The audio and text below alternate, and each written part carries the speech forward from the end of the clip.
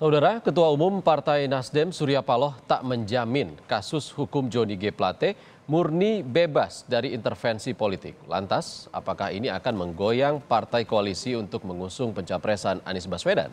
Kita diskusikan dengan Wasekjen Partai Demokrat, Jansen Sitindaun, anggota DPR RI fraksi PDIP, Deddy Sitorus, dan juga pengamat politik dari Universitas Paramadina, Ahmad Hoirul Umam. Selamat sore, Bapak-Bapak. Salam sehat.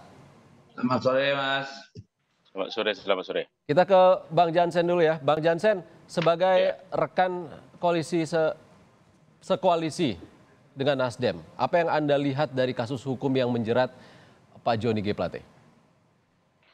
Pertama, Mas, sebelum masuk ke sana begitu ya, di luar kasus hukumnya dan prosesnya yang harus kita hormati dan hargai begitu, saya pribadi ya, dan kami teman-teman Partai Demokrat, karena kenal dengan Pak Johnny ini, kami ikut bersimpati dulu, itu dia.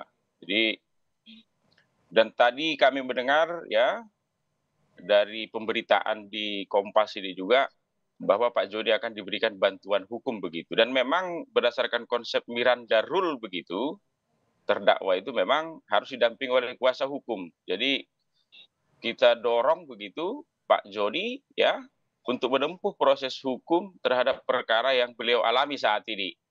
Itu dulu dia. Jadi kalau soal kasus korupsinya, kami Partai Demokrat, Mas AHY begitu, termasuk Mas Anies pastinya, calon presiden yang kami usung, ya pasti pro pada pemberantasan korupsi. Dan tidak ada satupun konstitusi partai ya di Indonesia ini. Tapi Bang Jansen, kalau ini terjadi di tahun pemilu jelang Pilpres, ini bagaimana Anda menanggapinya? Itu dia. Jadi memang di Indonesia ini ya penegakan hukum dan politik itu sering campur aduk memang. Itu makanya tidak salah ya kalau muncul persepsi di publik begitu, jangan-jangan dalam kasus ini ya dalam tanda kutip ada intervensi, dorongan dan lain-lain begitu. Itu makanya kemarin saya mengatakan di sebuah kesempatan ya dalam talk show juga, kalaulah kemudian penyidikan terhadap kasus BTS ini sudah dilakukan sejak jauh-jauh hari begitu.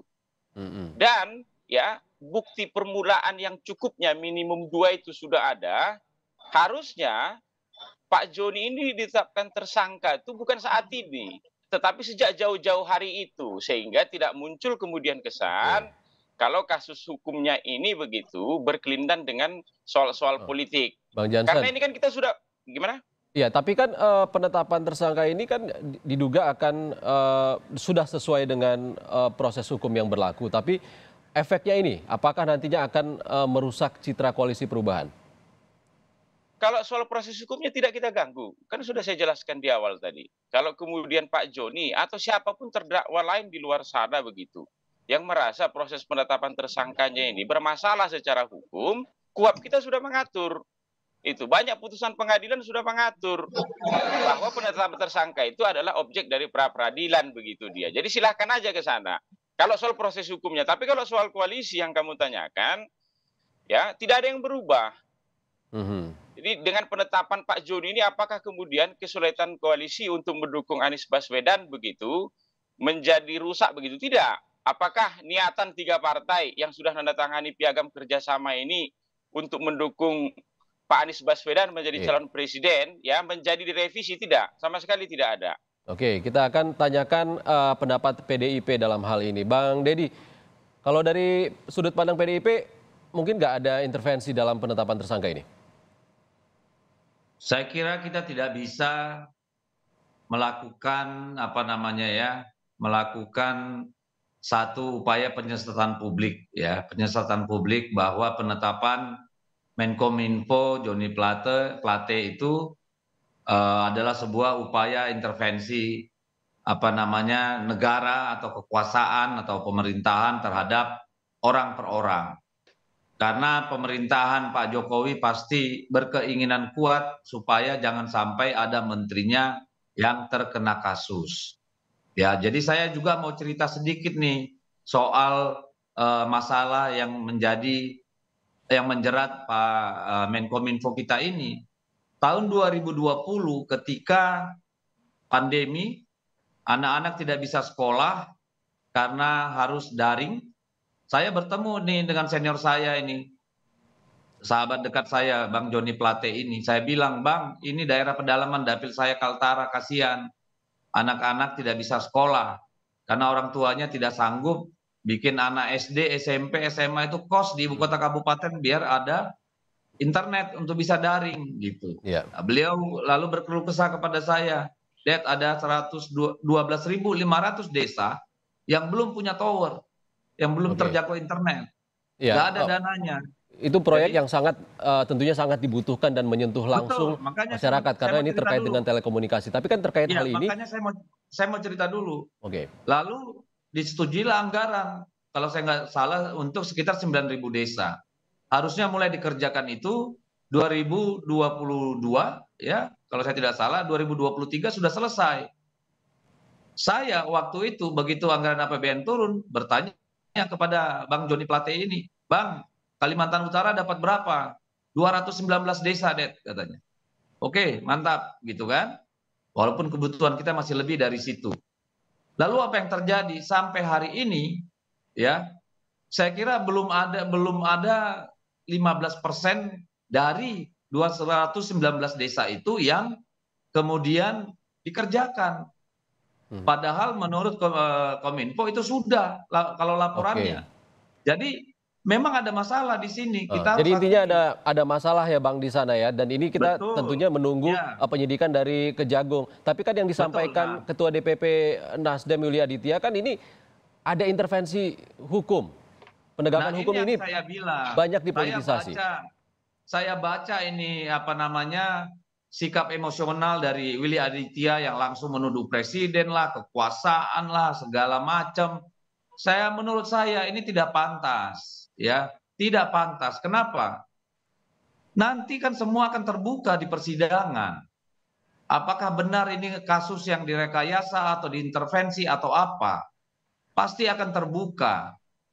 Tidak mungkin ditutup-tutupi di situ. Dan kita tahu sekarang ya, sekarang itu sudah hampir sudah 10 orang yang ditetapkan sebagai tersangka.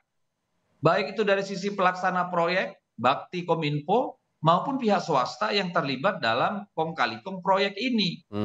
Pada Desember 2022 sudah dicekal. Jadi kalau sudah ditetapkan tersangka, dicekal. Kalau sudah Oke. dicekal kan artinya sudah ada proses apa namanya gelar perkara, sebelumnya sudah ada perintah penyidikan, sebelumnya sudah ada proses penyelidikan, Dan Kejagung sebelumnya juga sudah bilang ada ini juga full proses bucket. hukum, proses penyelidikannya Iya, juga sudah panjang ya Bang Deddy ya. iya tidak Ya. ujuk-ujuk. Karena apa? Tahun anggaran 2022 yang sudah dilaporkan, seharusnya misalnya Oke. 3.000 tower misalnya. Oke. Realisasinya di lapangan mana? Oke Bang Deddy, Jadi kami dapat poinnya yang Anda maksud ini terkait dengan proses hukum, kita pasti iya, poin masih akan saya menunggu enggak, poin saya Kejagung dulu. begini. Ya. Gini Mas, poin saya adalah janganlah kita terlalu mudah menuduh-nuduh. Oke. Terlalu mudah dikit-dikit menuduh. Justru kalau Pak Presiden apa namanya campur tangan itu adalah dengan Oke.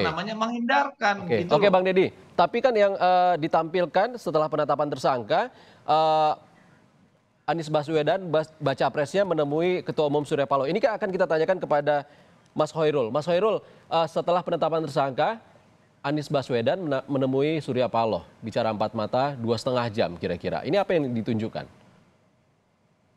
Ya, tampaknya dalam konteks ini bakal calon presiden Anies Baswedan memberikan dukungan moral kepada elit dari Nasdem sendiri yang diakui atau tidak memang dengan penetapan Menkominfo dalam konteks ini Pak Joni Plate sebagai tersangka akan memberikan dampak elektoral yang cukup signifikan dan setidaknya memberikan tekanan secara psikologis terhadap Partai Nasdem. Tetapi yang kemudian menjadi perdebatan, apakah kemudian betul itu menjadi ranah dalam konteks politisasi penegakan hukum ataukah sebuah penegakan hukum yang objektif. Nah, memang diakui atau tidak, kalau misal kemudian penegak hukum sudah menetapkan sebuah keputusan untuk menersangkakan siapapun, maka besar kemungkinan sudah memiliki dua alat bukti yang kuat. Artinya dari sisi kasus sebenarnya itu sudah matang. Persoalannya kemudian yang barangkali menjadi concern dari Nasdem dan juga elemen-elemen di sekitarnya ketika kemudian argumen tentang politisasi penegakan hukum itu diarahkan ketika mencermati bagaimana kemudian sepak terjang dari penegak hukum sendiri berpotensi membuka ruang dilakukannya pemilihan atau tebang pilih di dalam konteks pengambilan kasus yang mana yang kemudian harus digarap. Karena bagaimanapun juga, misalnya ada juga sejumlah kasus terkait dengan impor bawang putih, kemudian terkait dengan kasus ekspor minyak goreng, kemudian terkait dengan kasus pengadaan alat kesehatan, terkait Atau dengan Formula E pengadaan juga, alat Mas. utama sistem persenjataan, yang semua itu kalau misal dirunut lebih detail, semua memiliki kaitan yang cukup kuat dengan elit-elit partai politik tertentu. Tetapi kemudian seolah tidak dijamah. Nah ini yang kemudian membuka tafsir, membuka cara pandang yang tadi yang disampaikan oleh sejumlah pihak meskipun itu sifatnya spekulatif sebagai sebuah bentuk praktik politisasi penegakan hukum. Problemnya dalam konteks ini politisasi penegakan hukum tidak mudah untuk dibuktikan karena dia bersifat underground. Dia tidak berada pada ranah yang sifatnya prosedural administratif. Jadi sifatnya invisible hand. Nah, kekuatan yang kemudian bergerak mengoperasionalkan bagaimana orkestrasi kekuatan hukum itu berjalan, apakah betul memang diorkestrasi oleh kekuatan tertentu atau tidak, memang barangkali bisa dirasakan tetapi tidak mudah untuk dibuktikan.